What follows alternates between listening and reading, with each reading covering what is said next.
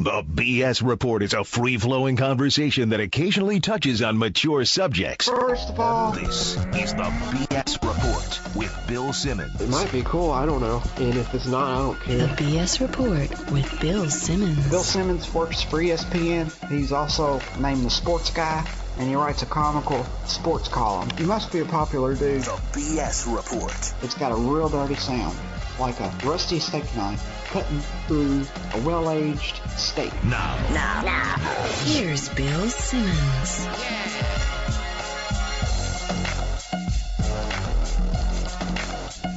Welcome to the BS Report from All-Star Weekend in Houston. Bill Fitch, Captain Video, one of the great NBA coaches, at least in my lifetime. I'm a diehard Celtic fan. Oh, yeah. Season tickets. Since we had one when I was age 4, and then we got 2 when I was age 9, 1978. Then you showed up 2 years later with Larry Bird. Larry Bird gets all the credit. Yeah, well, You didn't get a lot of the credit. I think he deserves quite a bit of it, although he got some help from Parrish and Ford and Archibald and It was a great Maxwell. team. I got to mention Maxwell. You know, he's the only guy that ever didn't get a car when he was MVP in that. Is that true? What did he get? Yeah, I don't know. They give him a wristwatch or something. I think.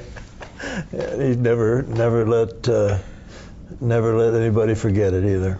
You loved, I don't think anyone appreciated the experience of coaching Bird more than you probably did. So you called Bird Kodak because he could mentally photograph everything that was happening in the game. Explain that. Yeah, well, Larry would have the ball out here and he'd see a guy back here. Yeah.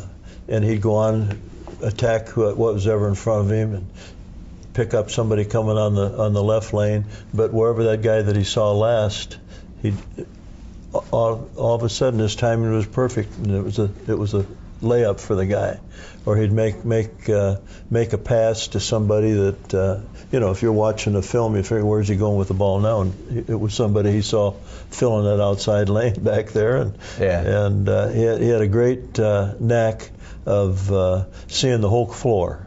In other words, a lot of guys, if you can get them just to see the area that they're working in. But he could see the whole floor, and I sometimes think he could see what was going on over in the bench, too.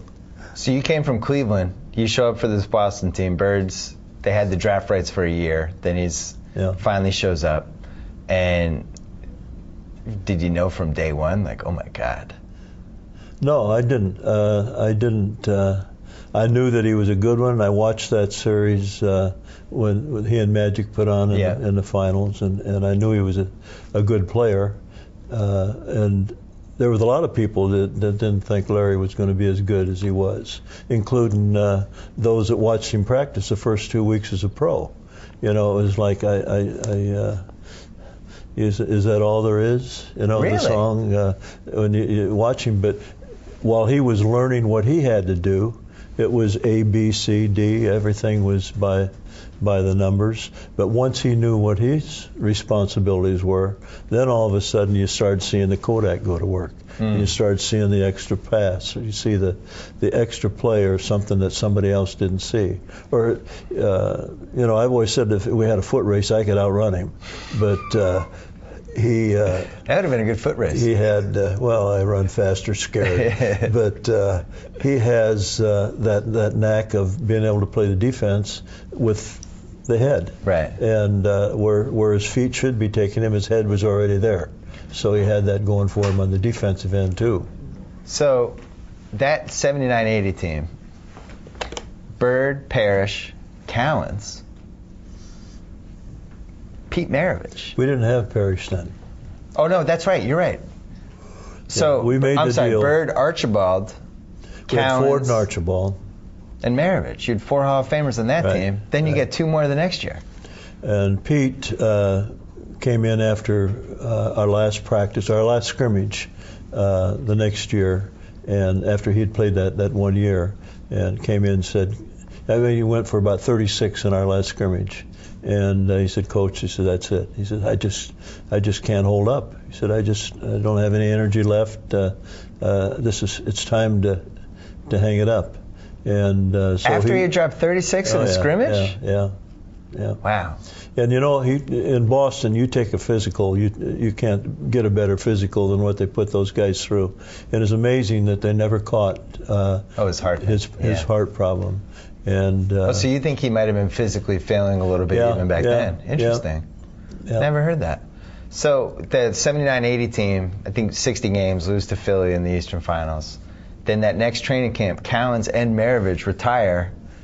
But at some point, you must have had a practice that had Cowens, Maravich, Parrish, McHale, Bird, and Archibald.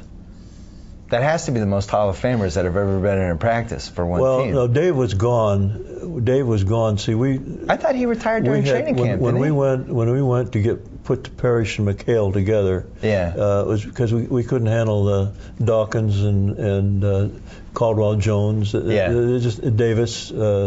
They had too much up front at Philadelphia, and so when we had Parrish but he was on the bus, and I think he turned another color when Dave got on the bus and retired after one of our exhibition games. That was it. And he actually thought he was through, but then he came out of it and played up in Detroit. But I think that if you look at those guys, none of them were in their prime game. They were their best practice before. Best two practices ever of any players, and I had a few practices over the years, was Dave Cowens. When I took the job the first year, Dave had been the coach at the end of the year, and Dave said, no more games. We're getting serious, and we got serious. I cut guys 20 minutes into the first scrimmage that had their name in the college books already, but no more games, and we had bumper stickers made because of the letter he wrote me where he said, no more games, whatever you want, coach, we'll do.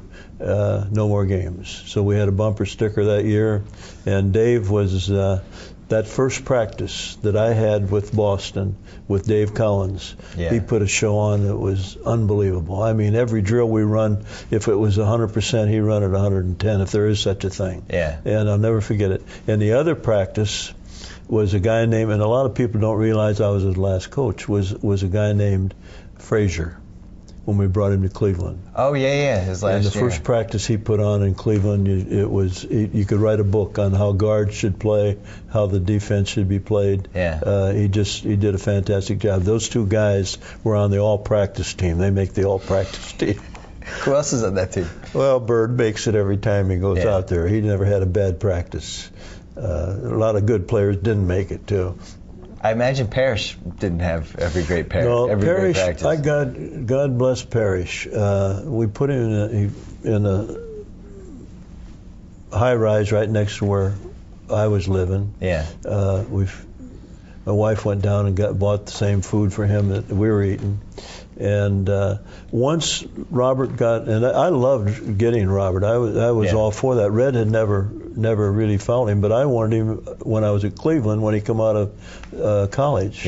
And the guy was a lot better than what he had shown out on the coast, because he wasn't doing out on the coast what he did in college. And once he got reminded that the first guy down on offense and the first guy back on defense gets a lot of easy baskets and a lot of easy blocks. And if there wasn't a center in his time that was running baseline to baseline any better than Robert Parrish after that first year in Boston. Jacoby, did you hear that? Center, first guy down. See, we play basketball still. Jacoby, sometimes he's not the first guy down. Sometimes he's like the fifth or sixth guy down. And if you're the first guy back, you get blocks. So you just changed his career. This is going to be a big year for you. Parrish and McHale for Joe Barry Carroll was a good trade. I'm going to say I sign off on that one. That was pretty good. You could have had Joe Barry Carroll on that Celtic team. Well, I had Joe Barry Carroll later. Yeah, it wasn't a great match. I had him later. You had him near the end. I got even with him later. In Houston. So in 81, down 3-1 to the Philly. This is really one of the top 20 experience of my life. Like coming back in Game 5, Game 6, down 20. Maxwell goes in the stands. Pull that game out. Game 7, Bird hits the banker. Then I mean, that Game 7 was the most physical basketball game probably all time, right? Yeah. It was Right. rugby. Right down to the last minute too. I mean, Billy had a good ball club. Yeah. And going into that series, nobody would bet on it because you didn't. Too at tight. 3-1, everybody wanted to bet. Yeah. And the guys still remind me of what I said, but it was the old, you got to think of something. We're down 3-1. Said, okay, we got them right where we want them. Now, that's all you have to do is if we can go back and win one more game, I guarantee you, if it goes 7, we'll beat them at Boston. Yeah. And the next year we did the same thing, but Tiny was hurt. And we won one game with Gerald Henderson playing the point, and got it back to 3-3. But we couldn't get the job done. They beat us on our own floor, and they were that good. I was there. I was near tears. Yeah. Because we just figured it was the same script as the last season. Yeah. And then people were walking around dressed like ghosts, remember? Yeah.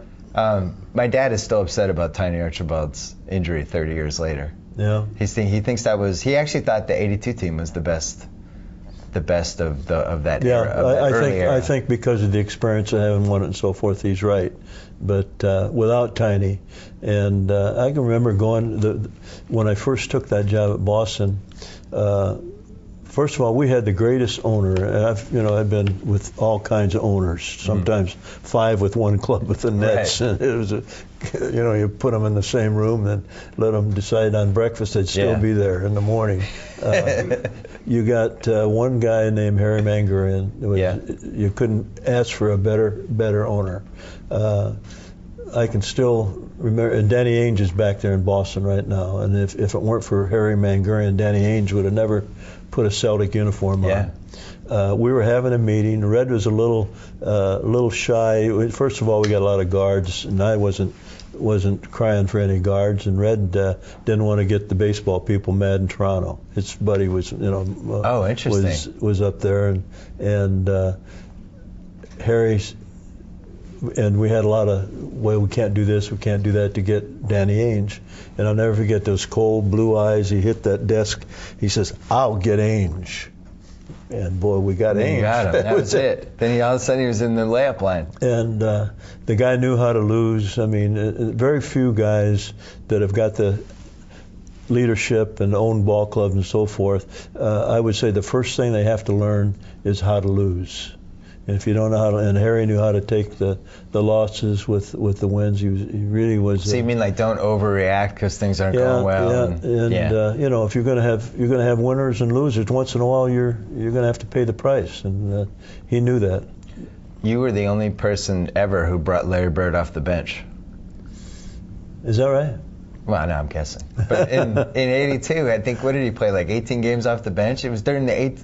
So Bird gets hurt, team goes on a winning streak without him. Yeah. Then he comes back, you don't want to mess it up, and he was the greatest sixth man in the history of mankind for like 3 weeks. If you put him 7th, 8th, or 9th, he'd be the best. He would have been the best 7th, best 8th. Yeah. That team was great. That team was loaded. That's the lost title. That and '87, I think, are the 2 lost Celtics titles for me. Yeah. But so you're kind of a hard ass. Those. Well, no, that's just because you read the paper. So you weren't a hard ass? No, definitely. The word in the street was that you were a hard ass. No. Mm-mm. Why did people seem to think this? I don't know. Word gets out like that. You used to yell at players and stuff. No, I didn't yell much. Look at them. You just stare them down? When you finally get through all the fundamentals of the game of basketball and everything, it gets to be a pretty. Once in a while, personalities rise. Guys get older and they don't get the minutes. Right. And that's the thing about now. People say, well, with the kind of money they're making, it isn't money that makes a guy go. It's minutes. And the guy that controls the minutes is the coach. Right. And so I never worried about the 1st and 15th. I figure unless we're playing a game then. It's how many minutes a guy gets. And sometimes I had guys go to the press and say, he's not using me like he used to. And, well, you're not as good as you used to be. But that goes and comes. But coaches They earn every dollar they make. Well, it's funny you mentioned this because I always thought, and I wrote a basketball book, and I actually mentioned this team, the '83 Celtics. You had too many guys, and you couldn't keep everyone happy with the minutes, and it was like a weirdly unhappy team because nobody was playing enough, or at least that was my perception. You think that's fair? Yeah, well, after the season was over, when you lose, you go back and you figure that was it. But during the season, no problems. No problems. The only problems, I think one guy was crying about the fact that I made him go on the bus instead of go with his parents that were parked 2 blocks away in a car. But they don't realize that you get a letter threatening the guy's life, or you get you keep them all together. And misery loves company. If you lose, you're all on the bus. So things like that go, and a lot of times you don't explain things like that, because if I said you get on the bus because somebody's out to get you, that's going to worry you more. It might cost you the next ball game. So, I mean, there's players, coaches, and then there's like the crack the whip coaches. I always thought you were in the latter. Well, rumor has it, if hard work means you're a crack the whip, I believe that if you got a 60-minute practice, you got to put all 61 minutes in. In the '81 finals tape, which I think is called, I forget what it's, the 1-hour tape they do of the '81 playoffs, they have a clip in Game 6 in Houston, and you're in the huddle and you say, "You're 1 minute away from finally putting a smile on my face." Yeah. That's something a hard ass would say. I'm projecting. Well, yeah, well, it was something to say, you know. It was something to say. You know who made a mistake that series? Moses. Moses shouldn't have talked when he so made much. that statement, we sent a guy down to check that street, because if they're really that good, we may recruit somebody from there. But Moses said he could grab 4 guys from off the street from his hometown and beat the Celtics. And Bird was like, okay. All right, Moses. But we recruited that street, and he was wrong. They weren't there. So, '83, you get bounced from Boston. Did you get along with Red? Oh, yeah. And I was not fired or anything like that. It goes back to the point of, no, in fact, I was the first outsider, if you look at it. Ever. You're the first non-Celtic coach. Red and I had been to Japan together twice. We'd spent a lot of time together in the off season. When, he was now there's a guy that everybody thinks is really a hard-nosed. I mean, he was so lovable. He was, and I think the reason he really brought me in is because he wanted an outsider to do some of the dirty work that he didn't want to do, like to tell this guy, "You've been here 20 years, you got to go." He wasn't about to do that. And he had a lot of, they won 27 games. That's not very many in Boston, and they won 29 the next year. That's not enough. And it was time for a change. But no, we got along fine. We got along fine. You kind of bridged the era. So, like when Bill Russell coached, when he was player coach, he literally didn't have an assistant. Like John Havlicek handled the defense and Sam Jones handled the offense. I don't even remember how they did it.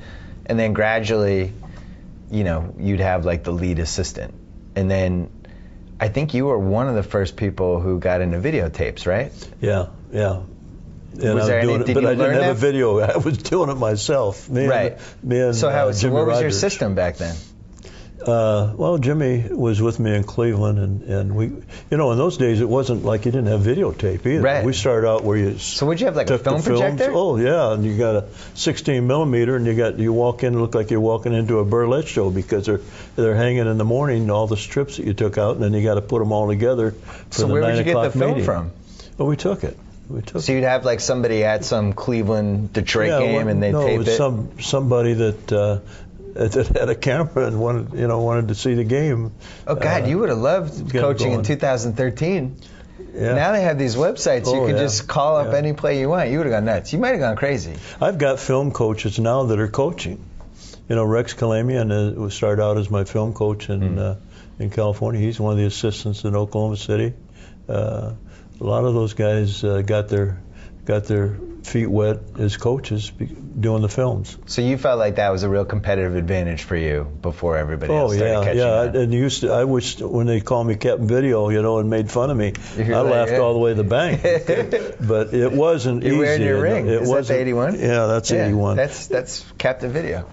It wasn't easy though. Even when we got video, then you're up all night because you got to walk across and check it. Yeah. You got the old equipment and look at the numbers, that number, and then write them down. And if you got through with a film 5 hours into it, it's time to get up. You also, is it true? I never knew if this story was true, but if it's true, I think it's the smartest thing a coach has ever done, ever. In the 81 Philly-Boston series, CBS would have the camera in the huddles. It is true, I can tell. So the camera's in the huddles, and they would show Billy Cunningham's walking his team through whatever play, and you sent somebody back in your locker room to watch the feed and then tell you what they were going to do. That's true. I mean, you can tell us now. You're not going to get fined. What happened is I was tossed out of the game. Oh. In one of those games. Okay. And I'm in the locker room watching TV, and I just, you're watching it, and if Billy is going to run this play, I send okay. You sent a runner out to tell. Yeah. Did it work? Well, the play didn't work. No, I mean, so it worked for you guys then. Well, I guess you'd have to say it did, yeah. What game was that? Do you remember? No. And I'll tell you, if you ever shoot somebody or go to court or whatever, just go in and just say, I don't recall. I heard an owner at a disposition who they asked him about the coach that was before me. Yeah. And they said, well, what about it? He says, well, who's he? I don't recall. Wow. And so those are magic words. Just say, I don't recall. Well, for the record, Game 7, the Celtics are down or up 1 in the final, like a second left, and Philly gets to inbound the pass. And if you watch the tape on NBA TV or ESPN Classic, the camera's in the huddle. Billy Cunningham's telling them what play, and then you call a timeout or something weird happens. I feel like you might have had a runner who might have seen that play because it didn't work, would be my guess. We use film to the best of our knowledge, and everybody had a chance to do the same thing. All right. And a lot of times, you're talking about staffs. A lot of times we look down, and there was a lot of, now I don't know what they do with it. I was going to ask you, yeah. 14 coaches. Would you have had 14 coaches? No. How many would you have had? No. In fact, David, the commissioner's leaving this year. I've heard but rumors. He only allowed so many. It got to be so many. I guess whether he was paying them or what, but only so many could sit on the bench, and the rest had to sit behind. Well, have you seen a Laker game? It's like stadium seating. There's 3 rows of coaches behind. That may be one coming, one going. How many coaches did you have in Boston, for instance? You had Jimmy Rogers. I just Chris had Ford. Chris Casey Ford was there. Casey. And Jimmy. And that's it. That was it. It's enough. Well, how many did you have in Houston? I had 2. I had Rudy and Carol Dawson. And usually one of those guys, like Rudy, I had out on the road. He was out on the road scouting. That's funny. Yeah. Yeah. And in fact, that was good for him because he became a very, very, very good at the X and O's. Yeah. And as a player, you get into the mechanics and you get into things, but a lot of times you don't really get the X and O's. And he was a pretty good coach. Turned out pretty, won 2 titles. Won a couple. And Carol Dawson was a great assistant. He worked with the big guys. And became one of those GM. guys, you pardon? He was GM of the Rockets. He was a GM right? after I left, yeah. Yeah. Mm-hmm. So you go to the Rockets, and Sampson's there. You're the coach his rookie year. They get the number 1 pick. Yeah. And then they miraculously win the number 1 pick again. You have Sampson and Hakeem Olajuwon on the same team. We did on Grantland, we did an oral history about the 86 Rockets. I don't know if you read it, but it was about the greatest team that ever was, basically, because you had that one year. You killed the Lakers in the 86 Western Finals. After game 1. We were tired going out. We come out of Denver, and that was really a tough series. Right. And we went right into L.A. Didn't go home. Went to L.A. and they got a 12-point lead and beat us by 12. With they got 4 or 5 Hall of Famers on that team. That was a good ball club. Pat had a good club that year, but we got the right thing going for us early in game 2, and we won 4 straight. Convincingly. I got Jack Nicklaus tickets to come and see him play in Houston. Oh, you did? Oh yeah. Because I spend time with Magic now because we do a television show, and he's now, because a lot of years has passed and he doesn't seem to realize they show these games on television, he's now of that was a fluke. It was, we knew we could beat the Rockets. It was like, you guys were getting killed in that series. Like, you had nobody to stop Hakeem. Hakeem was like out of his mind in that. And then the Sampson Hakeem thing worked. I mean, Ralph got hurt. I watched the game when he got hurt in Boston, when he fell, and he was never the same after that. But long term, if Ralph doesn't get hurt, I think that works, those two. Do you agree? Yeah, I look at that series when we, with that ball club, we could have given Boston a better run for their money, I think, with everybody being healthy. But you talk about that series with L.A. and Hakeem. Funny story, if you like. It's long or short, but it's a podcast. You remember Sampson made the shot to win the... Yeah, 1 second left. 1 second? Yeah. Okay. That Denver series, and I'm talking about how tough it was, Doug Moe ran a play with 3 seconds on the clock, the very same play for Rasmussen. Oh, the center, Blair Rasmussen? Got the ball above the hole, and Sampson, didn't get free enough close. Right. He had to turn and actually make a shot. Yeah. Rasmussen missed that dunk, and we win. Wow. At that timeout against L.A., I said, all right, guys, we've never run this play before, but here it is. You've seen it. And we ran Doug's play, and that's what Sampson made that bucket on. Wow. And if you recall, Olajuwon had been kicked out of the ball game. For fighting Mitch Kupchak. Yeah. And he's down in the locker room. Good trade for them. With his whole life is passing before him because he knows I'm going to kill him when he gets down there. With words. I thought you were in a hard ass. So anyhow, and everybody says Sampson won the game, but the guy that played the greatest game of all was Alan Level. Yeah. I mean, Alan Level with the last 3 minutes went crazy at the guard spot and won that ball game for us. Put us in position for Sampson's shot. Yeah. And I'll never forget, we got to the locker room and this naked body comes running out of there screaming and hollering. It's Olajuwon. He's so happy. He was naked? He was getting ready to go in the shower. But the 86 Rockets won 2 games. I think the 86 Celtics were the best team of all time. I'm a little biased because I'm a Boston fan, but I think if you make the case of just they were 50-1 at home that season. They won 67 games. Bird's at the peak of his powers. The Bird-McHale combo, DJ, just everything about that team. Very good. The best start to finish champion ever, in my opinion. And you won 2 games in the finals. And yeah, I think that they would have had trouble with Archibald that first year when he was healthy. That team was pretty good. Interesting. But the best, but best of the times, because the teams that won, Bill Russell's teams wouldn't win now. No, they're too small. My teams wouldn't win. But one of the best teams that never won because of an injury, other than Tiny's, was my team in Cleveland in '76. Really? Oh yeah. If that team if Jones had not got hurt, we owned Boston. We owned them. We owned Phoenix, and they were the two that ended up. Boston beat us that year? Because we didn't have Jones. Yeah. It was the basketball gods made up to us for not winning in 1973 with our best team. That was it? Yeah. Oh, so it was 3 years later they paid us back. It was you paid the price, but it was God evening stuff out. When we have our next reunion, I'll explain that to the guys.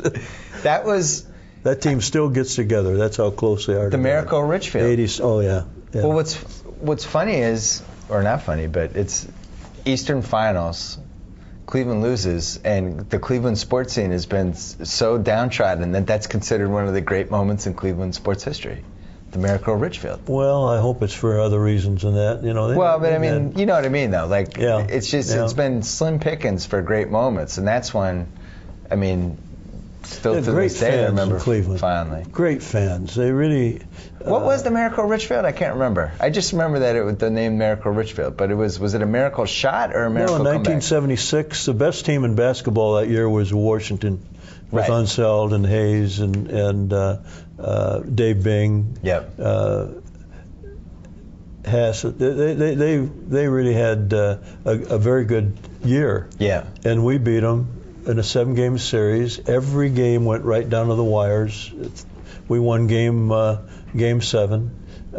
In Cleveland or in Washington? And it was, yeah.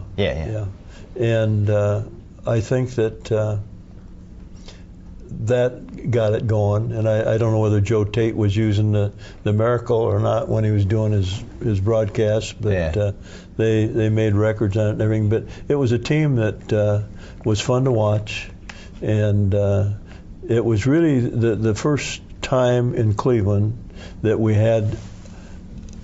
I always said it takes 8 guys, maybe 9, and until you get the right chemistry. If people say, "Well, we had great chemistry with 5 guys," well, that's good for 3 quarters. But we ended up with coming off the bench with Footsy Walker and Campy Russell and Austin Carr and Nate Thurman. Wow. Late in his career, Nate Thurman. Nate Thurman Plus, for anytime 18 you can minutes. And Nate Thurman was the only guy I know that Jabbar would stay awake nights worrying about. Really? Oh, yeah. Nate could play Jabbar. And there weren't many that could play Jabbar. Yeah. That's why we have 2 times. He invented the 2-time because everybody had the 2-time Jabbar. You know, squeeze him like a sandwich, make him go one way, and shove him if you get a shot. That's what they called it, 2 times? Yeah. How about the fact that you had guys off your bench named Campy and Footsy? Yeah. That was an interesting era. Those were the old days of nicknames. They don't really do nicknames anymore in the NBA. Guys. I still, Campy's still doing the TV there. Yeah. Carr's doing TV. Jones is doing radio. They're still there. Yeah. So in Houston, John Lucas, who was actually one of my favorite players to watch. I thought he was very similar to Tiny. Left-handed. Yeah, they were a lot of similarity. I mean, he ran the show like nobody. Yeah. And he goes down during that 86 season. Cocaine, which he had battled cocaine problem for years and years and years. And when we did that oral history, he credited you for saving his life. He made a lot of people mad at me. I keep telling him that. What does that mean? Because you said that in the piece. I didn't know what that meant. Well, for saving his life, they all got mad at me. His friends who were his dealers. All that. Yeah. So what's it like when you? I love John Lucas. Oh, I know you guys are still close. The guy, and I'll give you this.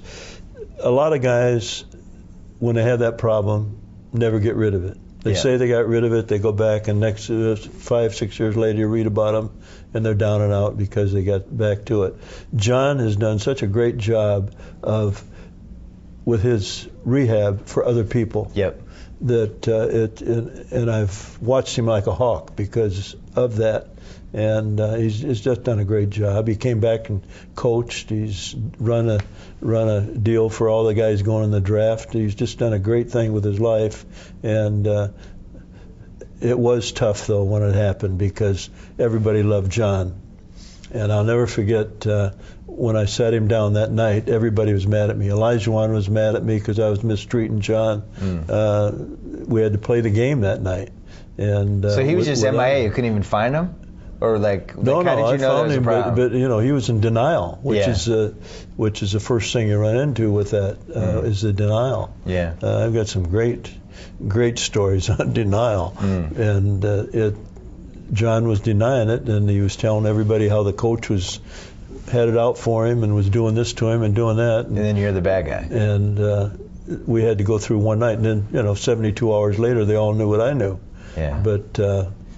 72 hours later, you don't go. The newspapers don't go back and erase what they said 24 hours ahead of that. They just don't recall.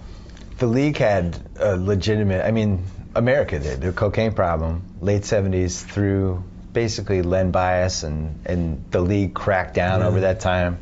And you not only lost Lucas, but then you lost Lewis Lloyd and Mitchell Wiggins the following year. And midway through the season, as you're trying to defend the thing. But how big, as you're coaching, are you sensing that cocaine is a big problem in the league, or is it just something you're hoping is not true, or like how are you operated during that time?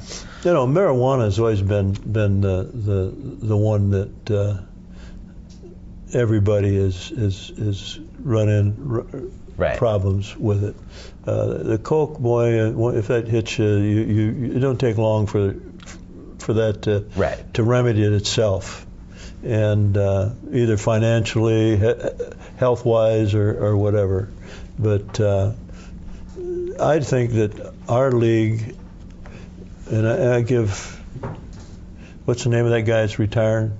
I give him a little credit for that. He's Daniel Stern. run the league the way it should be run in terms of the doctors, and in terms of rehab and finding out and testing. And our league has been as good as it can be with the number of people that are playing, 30 teams. And you're going out. We opened the season in Japan with Portland one year. Now they're talking about going. They played in London this year. They're going to the Mars, I think, if they get it. Mars is 2015. Get it going, yeah.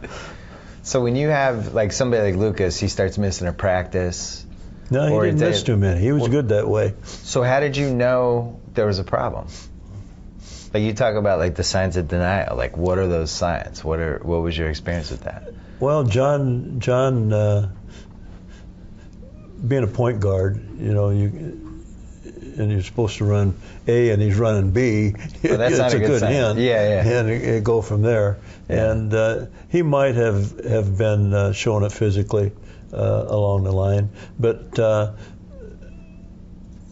this day, John probably doesn't know this, but I get reports from his wife, from his friends. Wow. And so then, if somebody's wife calls and says she's got a problem, they get your attention too.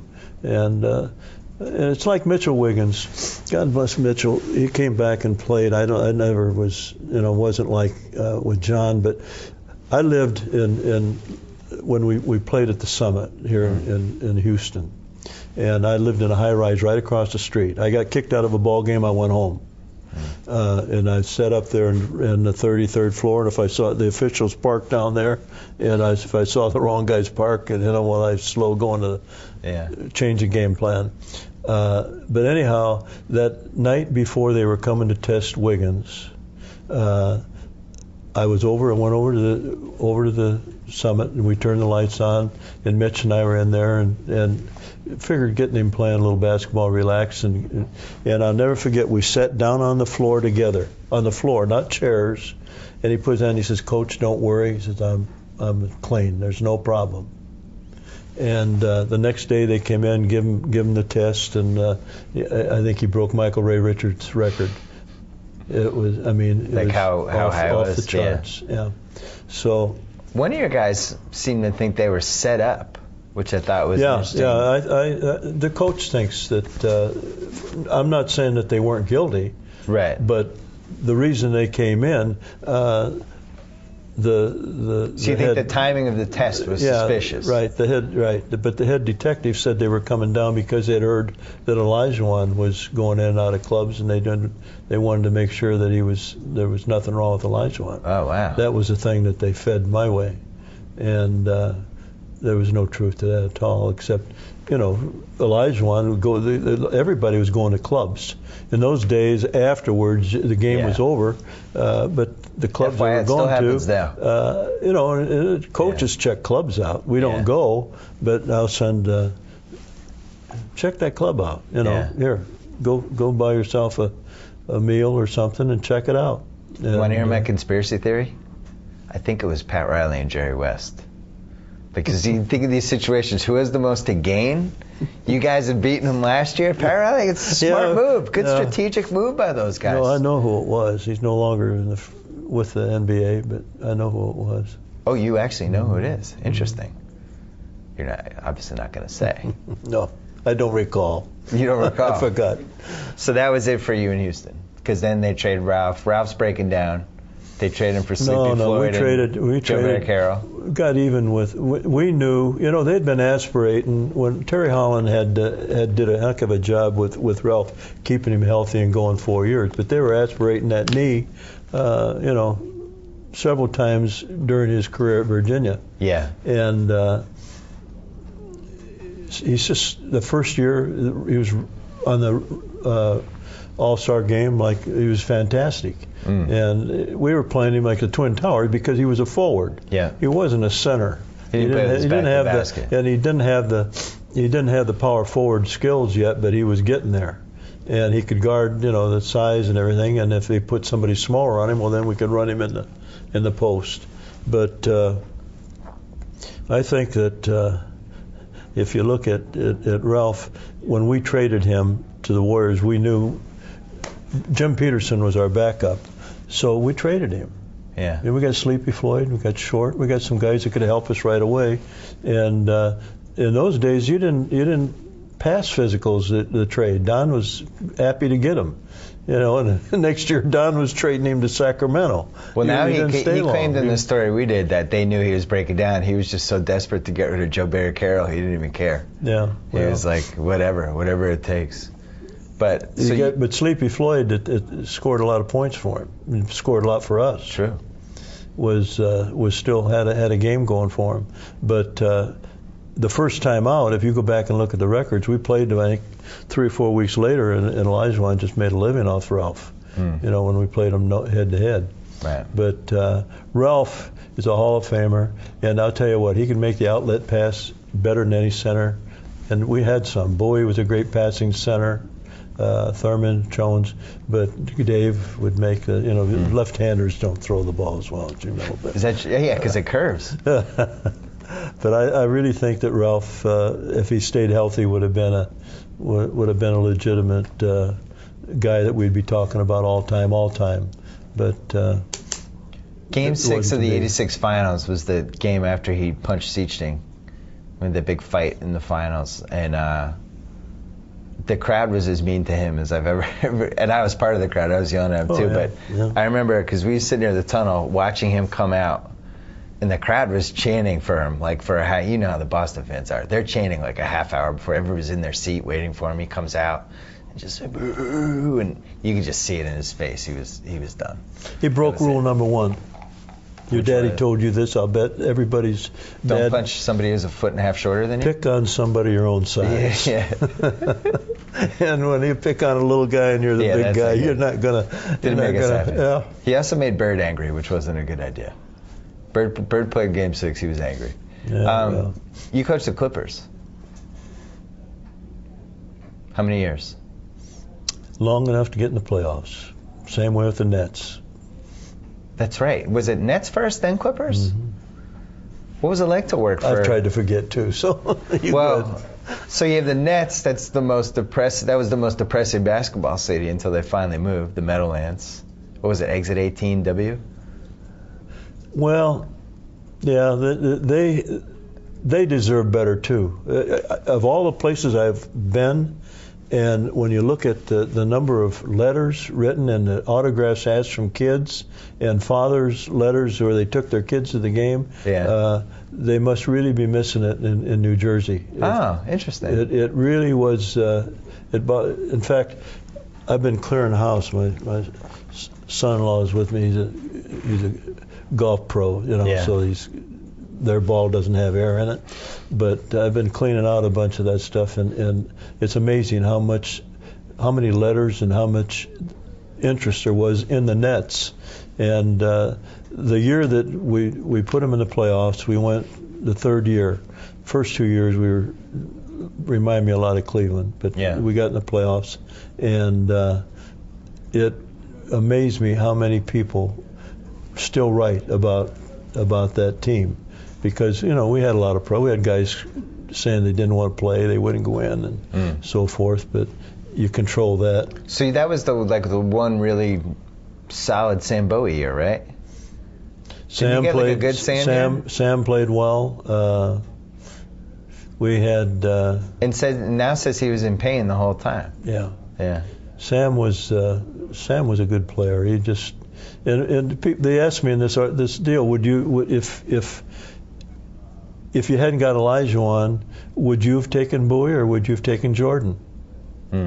Well, I'd have taken Jordan, but not because I didn't like Bowie. Because I could have got Hayes back, and I had Sampson. Oh, for Houston. But had I been Jack Ramsey and I needed a center like he did, I'd take Bowie. Bowie was a cream of the crop, and Jordan I knew was going to be a great. Dean Smith and we played together in the service, and Dean. I never remember Dean saying on the phone, "It must be tough for you to turn down the best player in the draft." And I said, "No, that'd burn my house down if I don't take Elijah on." But what's funny is that turned out, as weird as it sounds, not to be a bad pick. It was a safer pick. He's a center. Yeah. He turned out to be one of the best 12 players of all time. Hard to argue with that. They won 2 titles with him. You know, I don't think it was a bad pick, but Bowie didn't Bowie see, and that was the one that they questioned.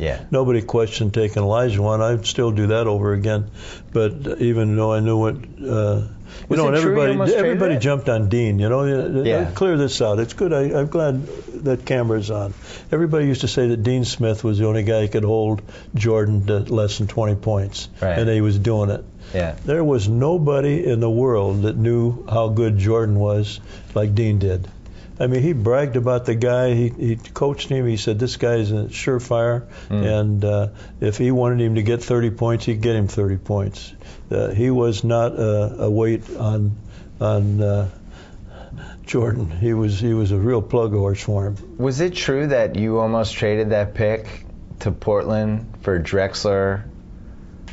The Bowie, the number one. What was the trade? It was Sampson for the number 2 pick and Drexler. I think that was the rumor. Hakeem said once that was on the table. Sampson might have been, but no, we never had anything going. The only trade that we ever made with Portland was when Nick and I went up there that first year, and let them.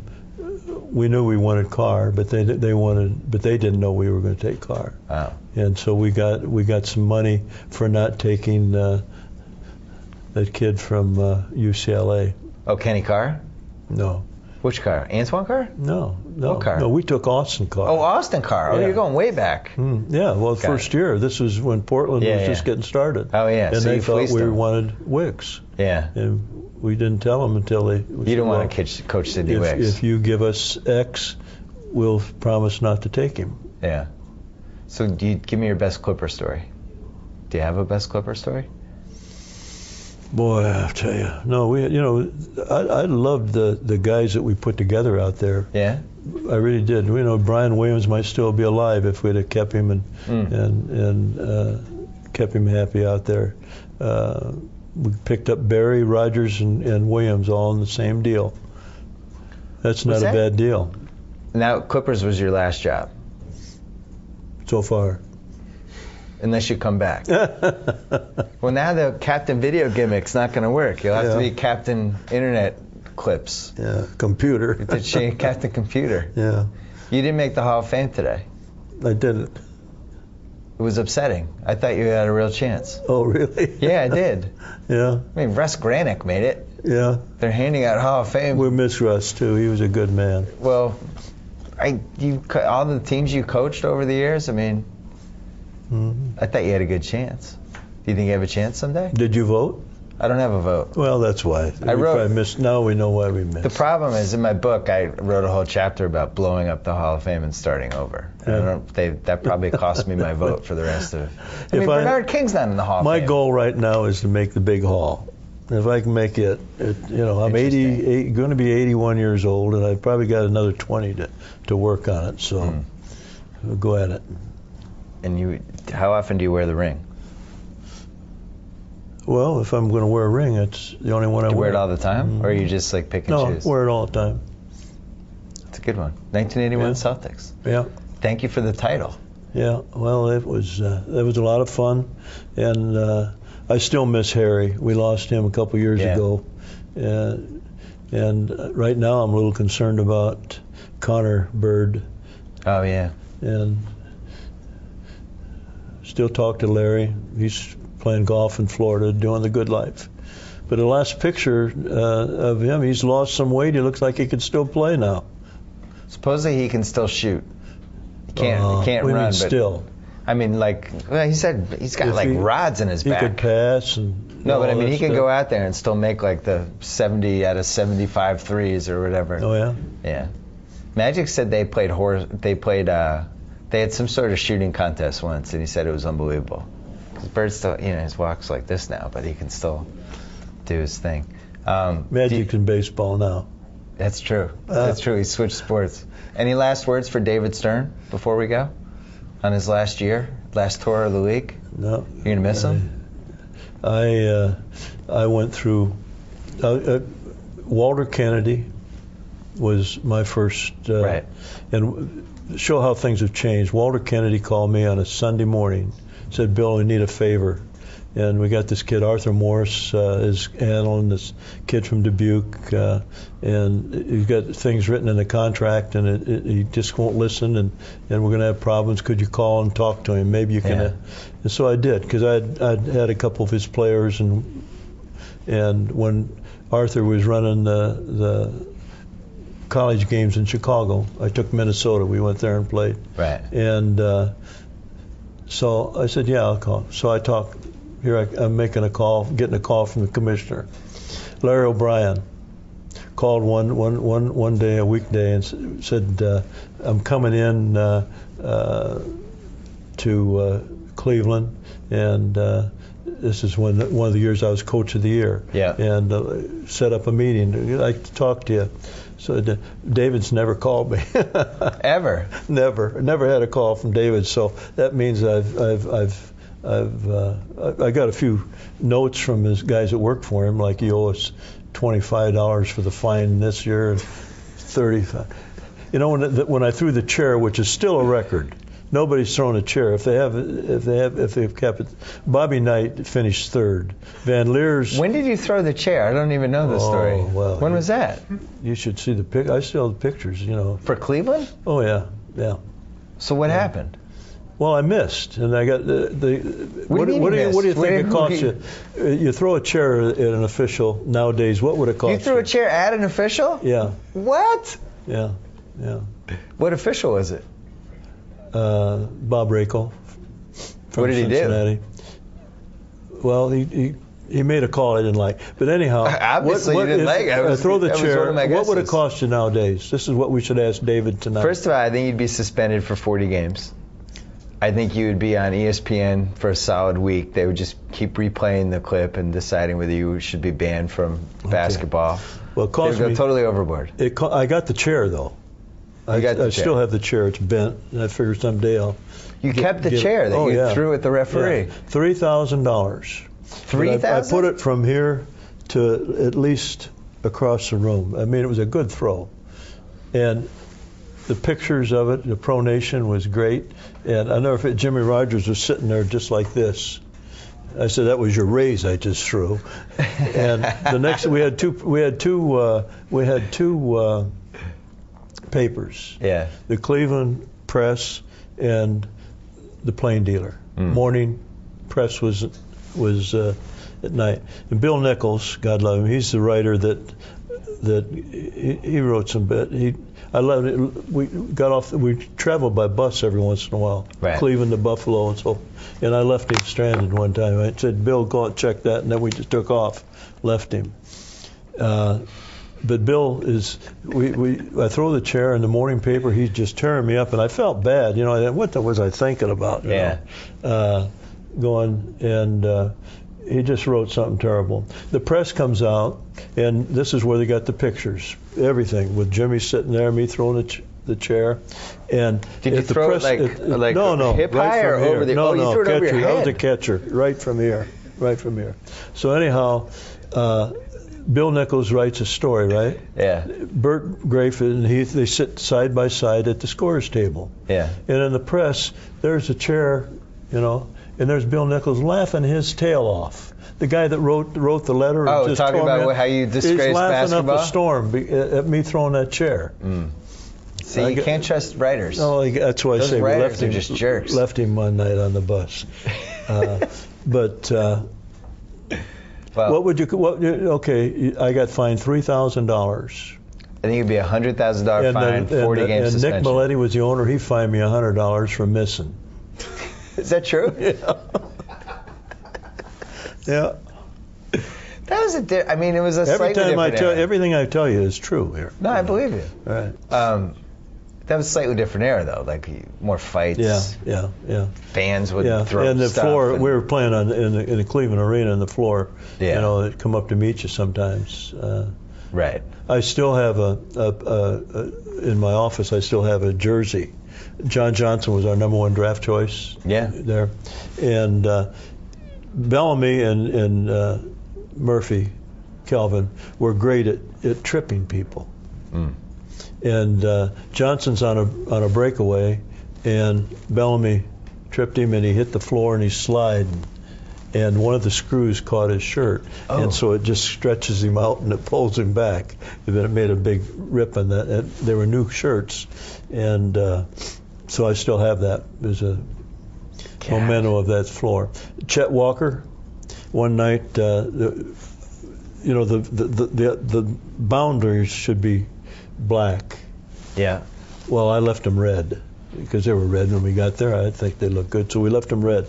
And Chet Walker, one night, he's standing down. This is when they had a good ball club. Dick had a great club with that group of Bob Love and so forth. So Van Leer. he bounces the ball, and they blow the whistle on him, and he looks down, and he's standing out of bounds. He's standing on the red line. Oh, smart. So later in the game, and we're fourth quarter, we're hanging in there, and he gets called again. And he looks down, and I got this one on the film, and he's straddling that red line, and he's out of bounds. One foot's out and one's in, and he takes the ball, and he takes it and rams it down, bounces down, goes up. T. Yeah, cost him. But that old arena was a fantastic place to play. I'm glad you only threw the chair once, because if you'd done it like 3 times, it would have started to get weird. Well, yeah, Van Leer the same year, his chair, he finished second. His chair went from, say, me to the camera over there before it hit. But Bobby's was a slide. If you ever watched it, it was a slide. Yeah, it was a cheap slide. You did it right. You did it over the head. That's how you do it. Yeah, if you're going to do it, you might as well do it. Yeah. Bill Fitch, it was a pleasure. I hope you make the Hall of Fame someday. I think you deserve it. Well, thank you for your time. Thank you. Appreciate it. Enjoyed it. So I get to sign off. Whoa! Thank you for downloading the BS Report with Bill Simmons. Too much fun. Check out more podcasts at the iTunes Music Store or at Pod Center at ESPNradio.com. Peace out.